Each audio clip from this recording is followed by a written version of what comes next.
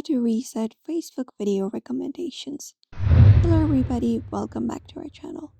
In today's video, we are going to step by step guide you on how you can do it. So let's get started without any delay. For that, first thing you can do is open up the Facebook application, open it up, and then once you open it up, you may head over to your menu bar at the top right below the message icon and tap on it. After you tap on it, the menu appears. Now from here, you can head over to settings, or you may scroll down and look for settings and privacy and drop this thing down. And from the given options, look for settings and open it up. Now once you open up settings and privacy, from the given options, you may scroll down and look for the section right here of your activity and look for the option of activity lock and tap on it.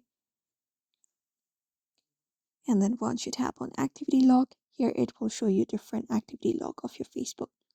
Now from here, you may scroll down and look for the very last option of logged information and drop it down. And then once you drop it down, you should be finding search option. So you can just go ahead and drop this down right here, a history of your searches on Facebook. And here we have your search history, saved searches, and videos you have searched for.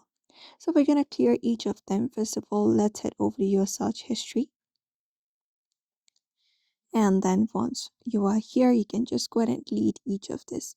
So you can filter it out and you can just go ahead and click on here and you can just go ahead and clear out each of your search history from here. Similarly, we have saved searches. You can clear out the history from this section as well. And the videos you have searched for, you can clear out the history from this section as well.